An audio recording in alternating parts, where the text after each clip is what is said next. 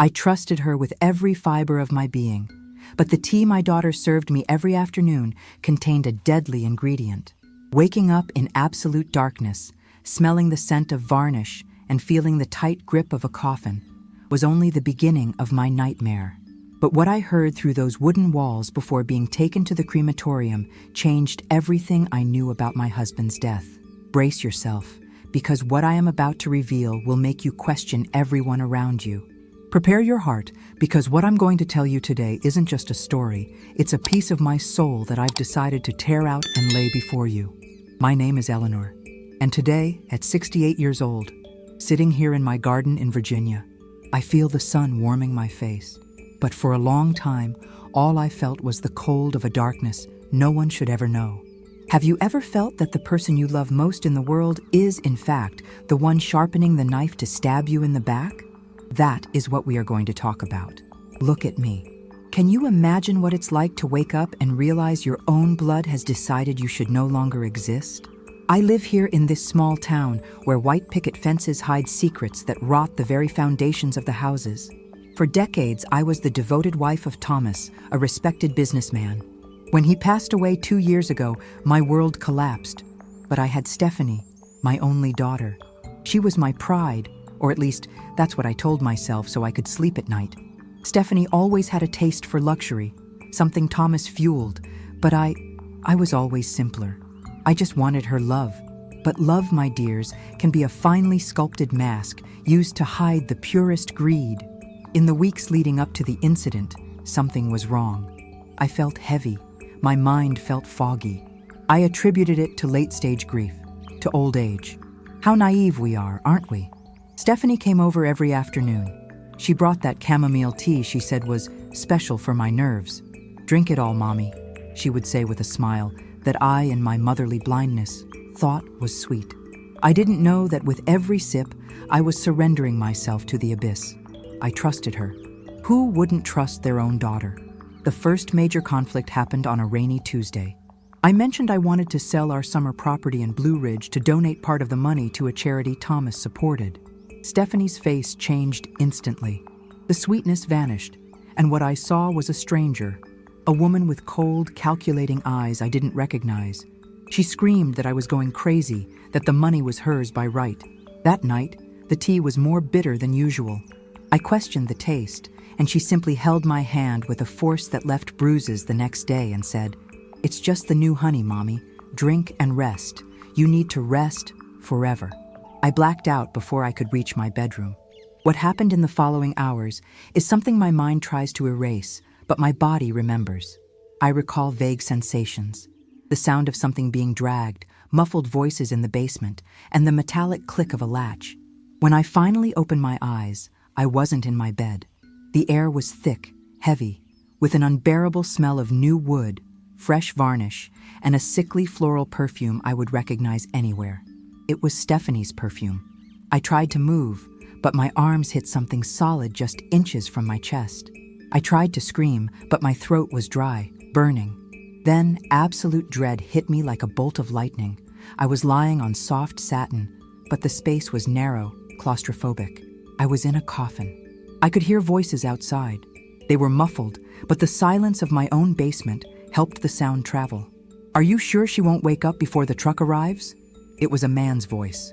Marcus, Thomas's partner, whom I never liked. "Don't worry," Stephanie's voice replied, cold as Virginia ice in winter. The dose was high. The doctor already signed the death certificate for heart failure. No one questions a woman nearly 70 dying of sadness over her husband's loss. Once the coffin is taken to the crematorium tomorrow morning, Dad's secret and his money will finally be mine. My heart hammered against my ribs. Dad's secret? Thomas had a secret? And she was going to burn me alive for it? I was there, buried alive by my own daughter, while she planned how to spend the money stained with my blood. Betrayal hurts more than death, my friends. I felt tears stream down my temples, but there was no time to cry. I had to get out. Inside that box, time ceased to exist. The air I breathed felt increasingly scarce, and every breath was a struggle against the panic threatening to paralyze my senses. I, Eleanor, who had always been a woman of faith and strength, Found myself reduced to a caged animal. But it wasn't just any cage. It was my grave, planned by the flesh of my flesh. As I felt the silk-lined wooden walls, my mind began to travel to the past, searching for answers I had ignored for years. I remembered Stephanie as a child in the sunflower fields of our old farm. How did that golden-haired girl turn into this woman capable of hearing her own mother's heart beating inside a coffin and feeling nothing but a sense of hurry? I began to hear her voice again outside. Marcus, Thomas's partner, seemed nervous. "Stephanie, if someone opens this coffin at the funeral home, there will be no open casket, Marcus. I already told you. The coffin is sealed for sanitary reasons. The document I forged says she had a contagious infection. Tomorrow at 6 a.m., the Richmond crematorium furnace will turn all our worries into ashes." Hearing the word crematorium, a different fire lit up inside me. It wasn't fear. It was the instinct for survival. I would not die there. I wouldn't let her win. I began to feel the sides of the coffin desperately. My nails, which I always kept manicured, began to break and bleed as I searched for any weak point in the structure. Then I remembered something. That afternoon, before being drugged, I was wearing Thomas's signet ring, a heavy, solid gold ring he gave me before he died, saying it would be my protection. The ring had a sharp edge and an embossed crest. I started using the face of the ring to tear the satin and dig into the wood where the lid met the base. As I worked frantically in the dark, the voices continued. And that's when the first big revelation hit me. "She almost found out about the Cayman Islands account, didn't she?" Marcus asked. "Worse than that," Stephanie laughed, a dry, soulless sound. "She found the letters. She was starting to suspect that Dad's car accident wasn't an accident. If she knew we were the ones who cut the brakes to get the insurance and control of the company early, she would have gone to the police." My world, already physically cramped, emotionally collapsed. Thomas. My Thomas didn't die by bad luck. He was murdered by his own daughter. The man who carried her on his shoulders, who paid her gambling debts in secret so I wouldn't know, who loved her above all else. They killed him for numbers on a spreadsheet. Hate, my dears, is a powerful fuel. The pain of betrayal transformed into a physical strength I never imagined I possessed. I wasn't just fighting to get out of a coffin, I was fighting for justice for Thomas. I began to kick the lid with my heels, ignoring the pain in my 68-year-old bones. The wood groaned. "What was that noise in the basement?" Marcus asked, his voice trembling. "Must be the old heater," Stephanie replied, but I noticed a hesitation in her voice. "I'll go down and check." Dread chilled me. If she opened the basement and saw me trying to escape, she wouldn't hesitate to finish the job right there. I had to be fast. The ring finally found a latch that wasn't fully secured. I pushed with all the strength of my soul. The story is reaching a life or death point. Will Eleanor manage to get out before her daughter reaches the basement? What will she do when she confronts her husband's killer?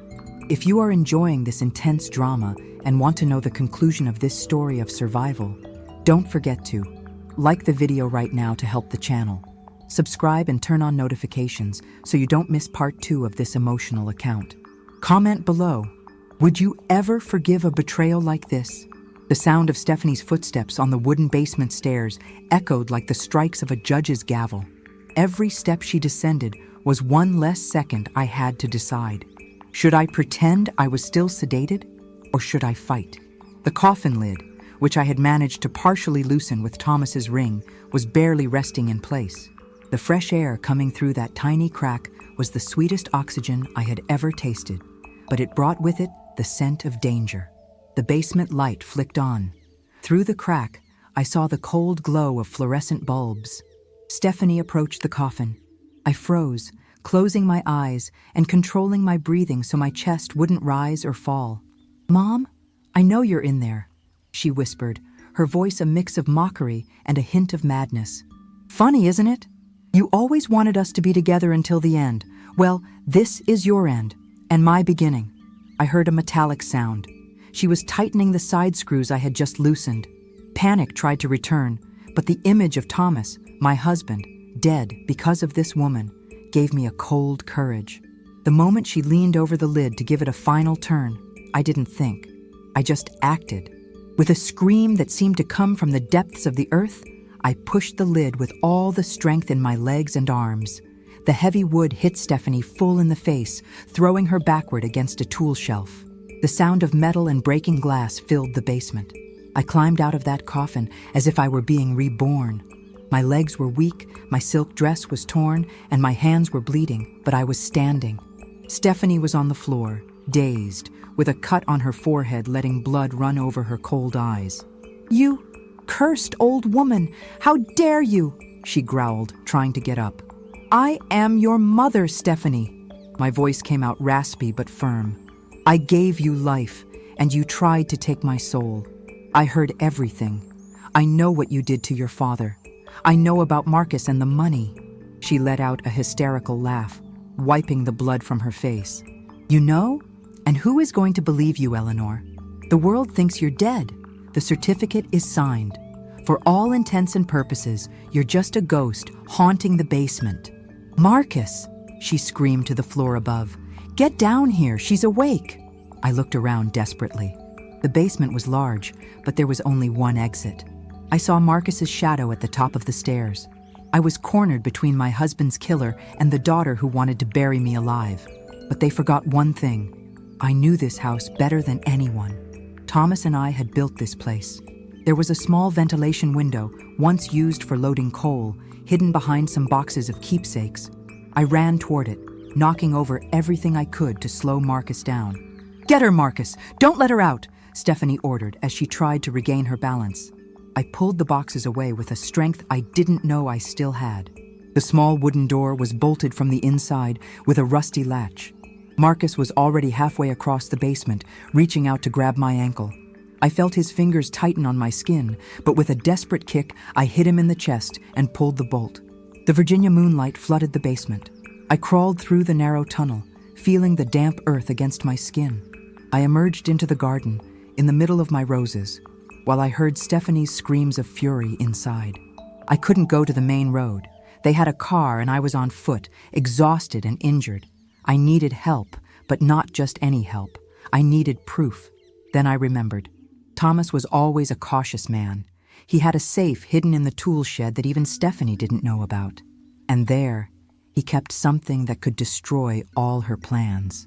The damp grass under my bare feet seemed to wake me from the trance of horror I was in. The silence of the Virginia night was cut only by the sound of my lungs begging for air and the muffled screams coming from inside the house. I knew Marcus and Stephanie wouldn't be long in coming out the back. I had only minutes before they began hunting me through the grounds like a wounded animal. I ran to the tool shed, a small rustic wooden cabin that Thomas called his refuge. My fingers, trembling and soiled with earth, felt along the door frame until I found the spare key he always left hidden inside a broken clay pot. I went in and closed the door silently, plunging into the dimness that smelled of sawdust and motor oil. Behind the oak workbench where Thomas spent weekends fixing old clocks, there was a loose board in the floor. I knelt, feeling the pains of age protest in every joint, but the hate running through my veins was a potent anesthetic. I removed the board, and there it was. The small gray steel safe. The code. What was the code? I tried our anniversary. Nothing. I tried Stephanie's birth date. Nothing. I felt tears of frustration well up. Then I remembered something Thomas told me in the hospital, days before he died, with a look heavy with a sadness I didn't understand at the time. "Eleanor, the coordinates of our first kiss are the map to the truth. We kissed for the first time at Pier 42 in Norfolk." I typed the numbers. 0402. The metallic click was the most beautiful sound I had ever heard. Inside the safe, there were no jewels or wads of cash. There was a brown paper envelope and a small but modern digital recorder. Pressing play, Thomas's voice filled the small space, making my heart skip a beat. "Eleanor, my love, if you're hearing this, it's because the worst has happened. I discovered that Stephanie and Marcus have been embezzling funds from the company for months. But it's not just that. They found out I know. I tried to confront her, tried to show her that money is nothing compared to our family, but I saw something in our daughter's eyes that isn't human. It's pure ambition. If I suffer an accident, know that the evidence of the money laundering scheme and the recordings of her threats are in this envelope. Run, Eleanor. Do not trust her.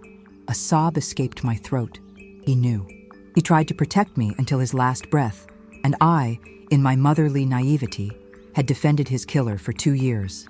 I opened the envelope and saw photos of documents, bank statements from offshore accounts, and a signed confession from an employee Marcus had bribed. Suddenly, car lights swept through the cracks of the tool shed. I heard the roar of Stephanie's SUV and the sound of tires on gravel. She couldn't have gone far. Marcus's voice echoed, now much closer. Check the tool shed! She always came here when Thomas was alive. I pressed the recorder against my chest.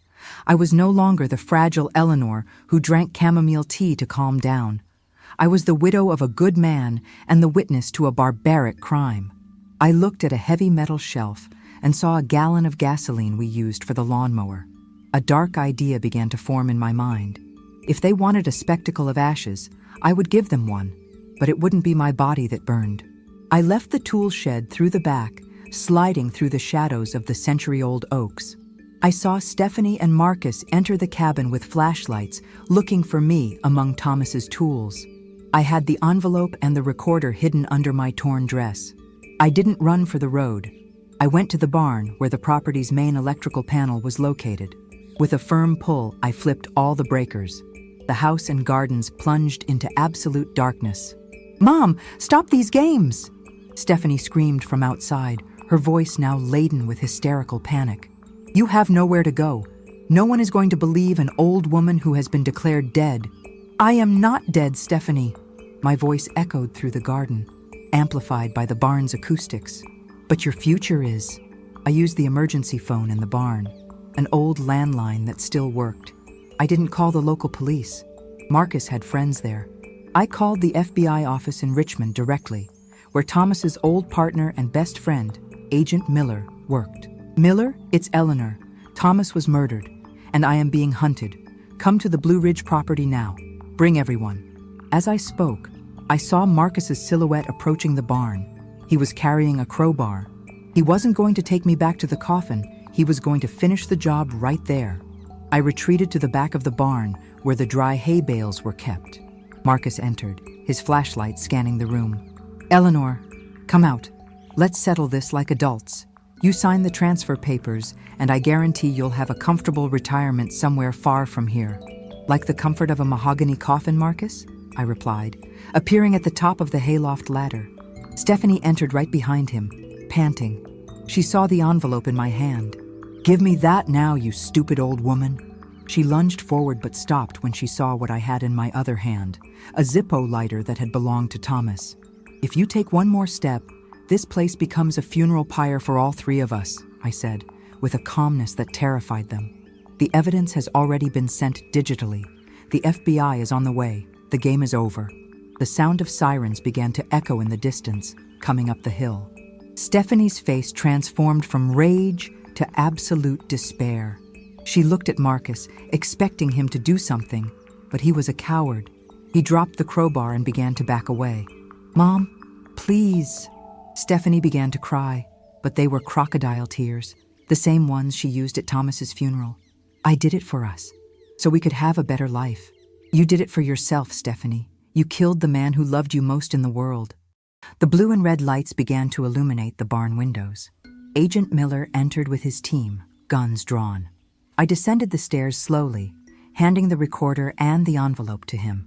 I looked into my daughter's eyes as the officers handcuffed her. "Do you know what's saddest, Stephanie?" I whispered in her ear as she was being led away.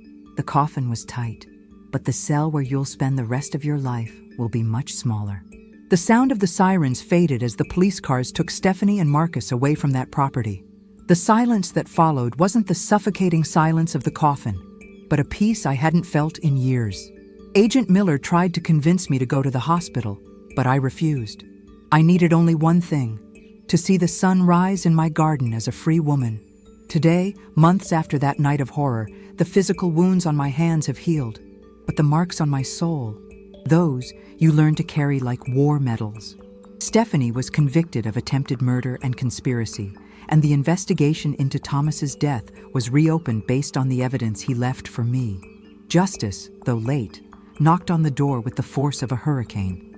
You know, my dears, many people ask me how I managed to forgive. The truth? I didn't forgive the betrayal. I forgave myself. I forgave my blindness, my desire to believe a lie just because the truth hurt too much. Often we women spend our whole lives taking care of everyone, suppressing our instincts to keep peace in the family. But the peace that costs our lives is not peace. It is a sentence. I sold that house. The basement, the coffin, the shadows, all of that now belongs to the past. With Thomas's inheritance money, which is finally safe, I created a foundation to help women who suffer financial and psychological abuse from their own family members. I discovered that at 68, I am not at the end of the line. I am at the beginning of a journey I chose to walk myself. I look at my reflection in the mirror and no longer see the fragile little old lady Stephanie tried to discard. I see a survivor. I see a woman who stepped out of the dark and brought her own light.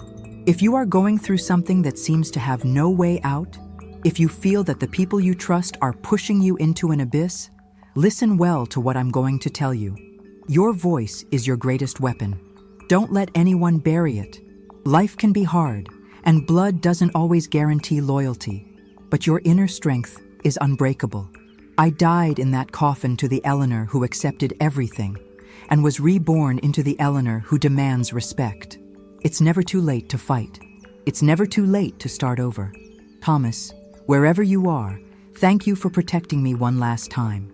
And for you, who have listened to me this far, remember, the darkness only lasts until you decide to light the first light. I won, and you will win too. If Eleanor's story touched your heart and showed you that it's never too late to fight for the truth, leave a like and subscribe to the channel. I want to hear from you. Have you ever felt betrayed by someone close to you? Comment your story below and let us know which city and state you are watching from. Your participation helps our community of strong women grow. Ring the bell and see you in the next story.